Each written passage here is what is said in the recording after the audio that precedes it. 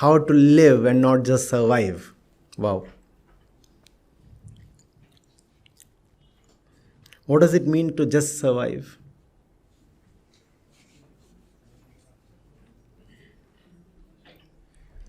It means to exist for the sake of the body.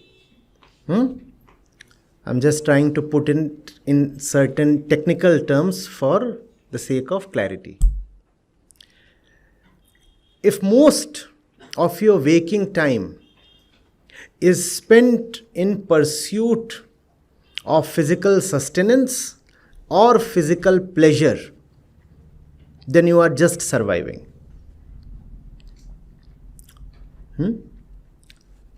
6 to 8 hours we sleep. Another 2 hours are spent taking care of the body. That makes it 8 to 10. You are left with 14 hours, 16 hours. Of these 14, 16 hours, 3 hours are spent commuting. If you are in Bombay. So you are left with what? 10, 12 something? Of these 10, 12 hours, if you are spending 80, 90% just taking care of your livelihood or trying to maximize your physical pleasures, then you are just surviving. What's common between just striving for livelihood and maximizing physical pleasures? Livelihood is the thing that you enter into so that you can maintain your physical sustenance. So physicality is the common link. You ask someone, why do you work so much? Is there joy in your work? Is it a mission you are working for? Do you want to bring about a substantial change within you or in the world? And if the answer is no, they say no, we work so that we can feed ourselves, our family, take care of needs, and also provide for our desires and ambitions, then that's called as mere survival. Just survival. Most of my effort goes towards taking care of my stomach, my body, my clothes, my accommodation, and the remaining part, the excess amount that I earn, I spend that to take care of my desires, my pleasures. This is mere survival. Are you getting it? A fellow earns, let's say, 100 rupees a month. 60 to 70 is spent in what he calls as fixed expenses. Of the remaining amount, the fellow spends rupees 20 in pleasing himself. And rupees 10 he keeps in the bank for future use. This is mere survival.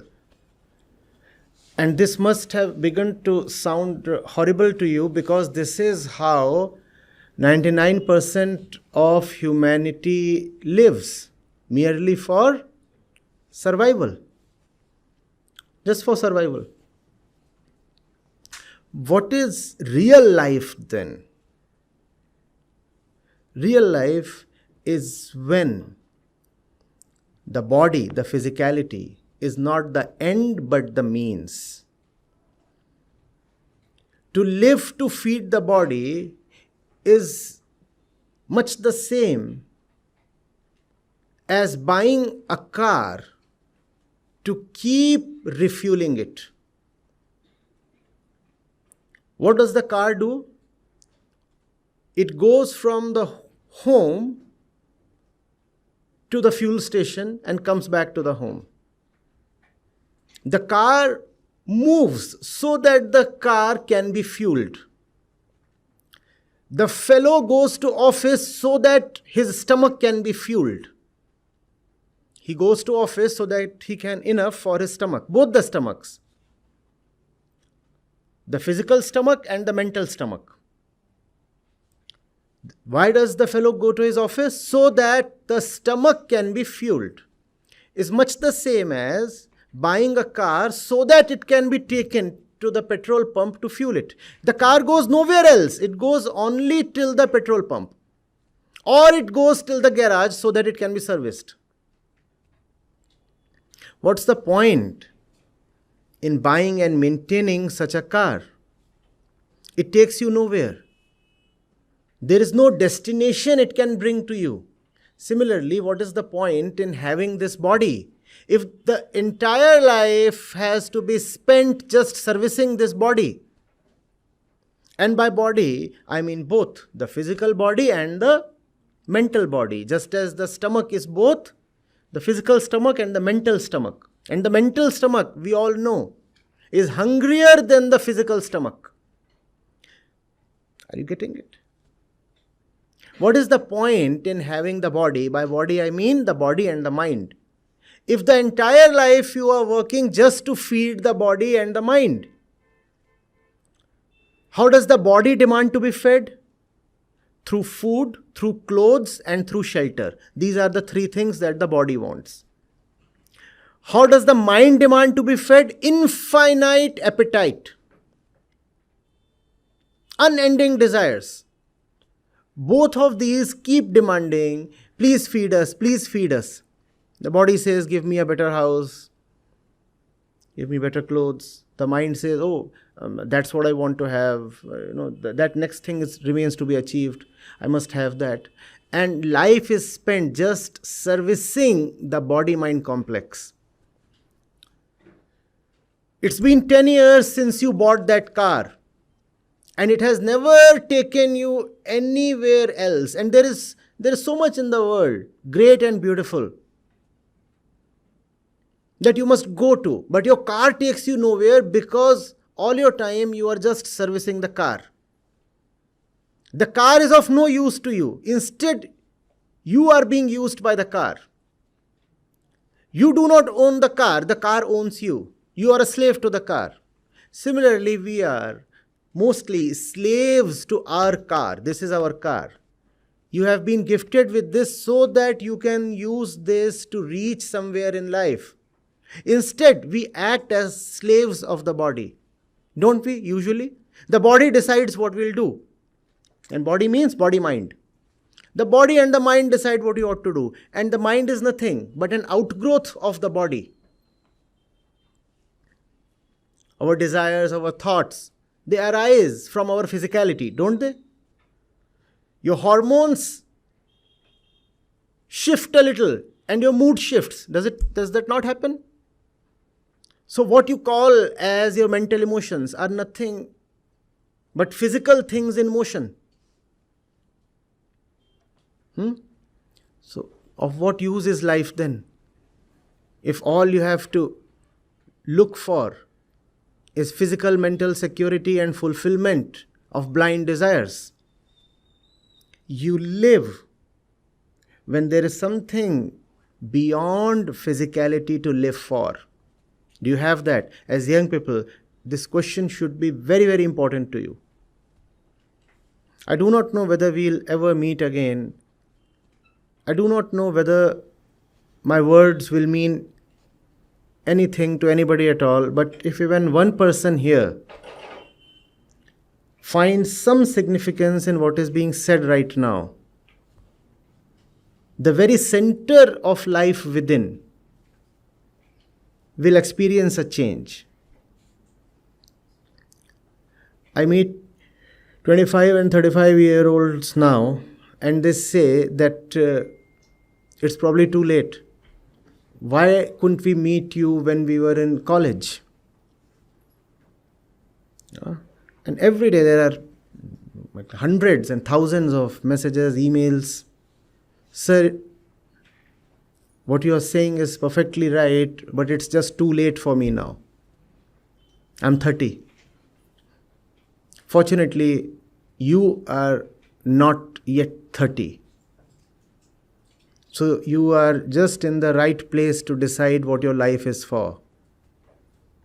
Servicing the stomach and the mind, or for reaching a lovely destination. Life is not about eating, breathing, sleeping, walking. You cannot even be called as living if you just eat, breathe, sleep, walk, take a bath, and gossip. One cannot even be called alive. Technology is progressing at such a rapid rate. We actually have robots today that can do most of what a normal human being does. Robots can even emote because emotions are just chemical. Therefore, robots too can be made to emote. What's the problem in having a chemical arrangement that generates emotions? No issues. Is there something in life beyond what a robot can do? You say, I'm not dead, I'm alive. Why? You see, because I walk. Even a robot can walk. I speak, even a robot can speak. I see, even a robot can see.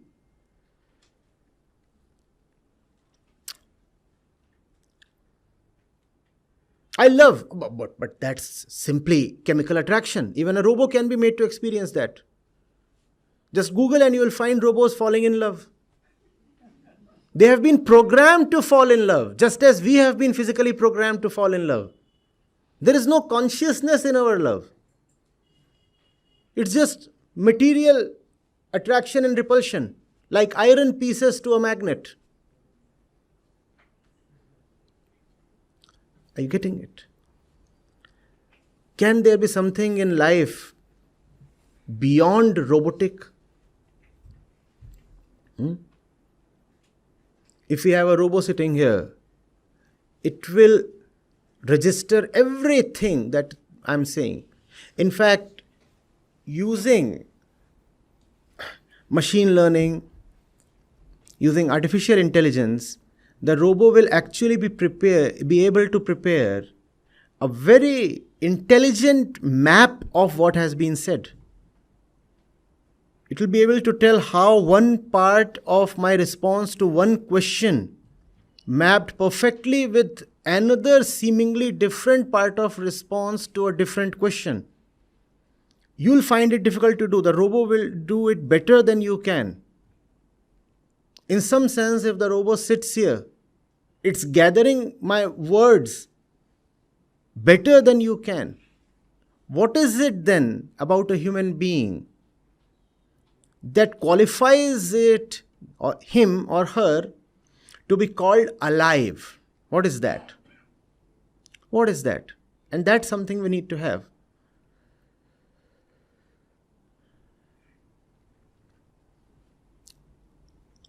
You're waiting for me to give the answer? That's robotic. A robot can never exceed its programming. A robot can never go beyond its programming.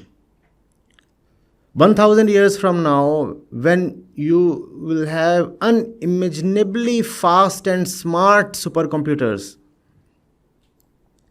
the supercomputers of today will appear like an abacus in front of them.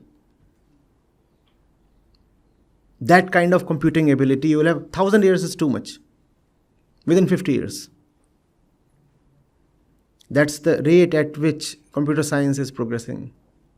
Even then, no computer will ever be able to go beyond what it has been created for. No machine, therefore, can ever be free. And that's the only characteristic of living. Can there be freedom? No machine is free. All machines are operated by some operator outside of them. They are designed by a designer outside of them. They are programmed by a programmer outside of them. They therefore cannot be free. Can you be free? And if you can be free, then you have lived. Otherwise, you have just existed and survived. Like a piece of flesh. The bacteria, fungi, insects. The whole lot of animals, they all exist, don't they? And there's nothing wrong in their existence because they are not even supposed to be free.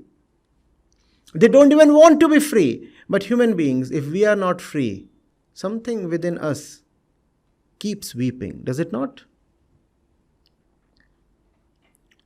You can very coolly have dogs as pets and kitten. And if you feed them well and if you treat them well, they'll never go away. Even if you push them out of your house, you'll find them returning. Right? And you take them out for a walk.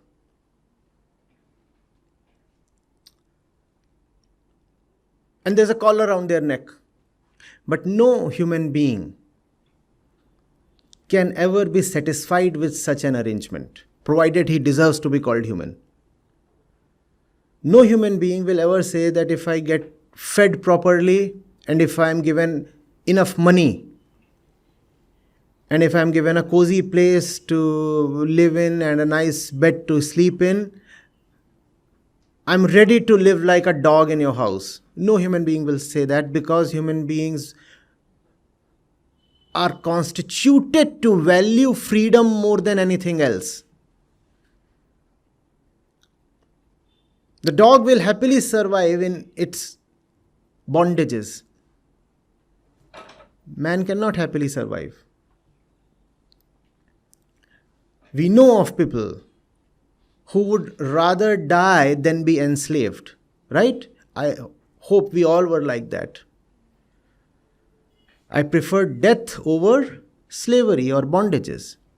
That's the defining and exclusive characteristic of a truly alive human being. Freedom.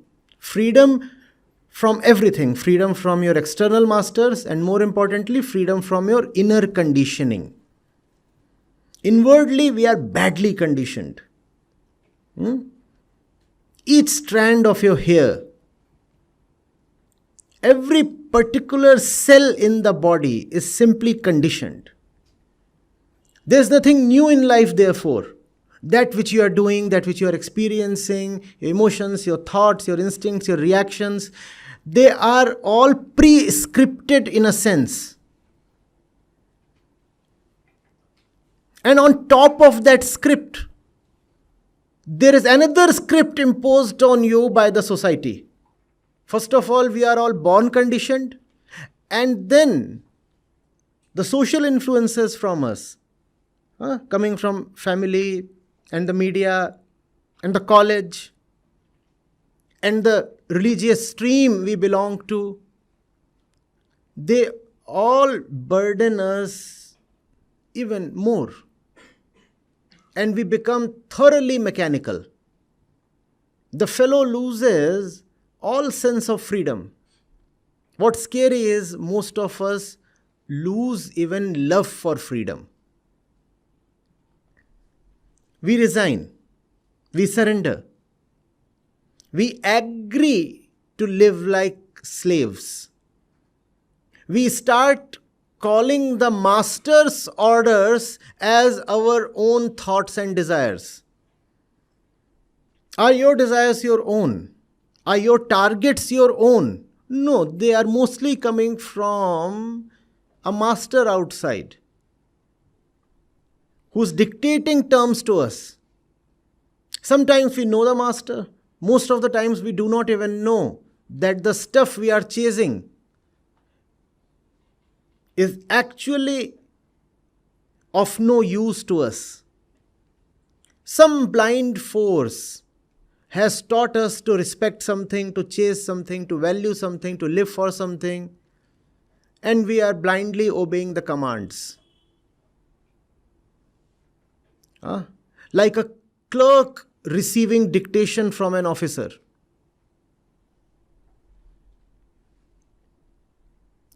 Like a master commanding the dog to fetch the newspaper.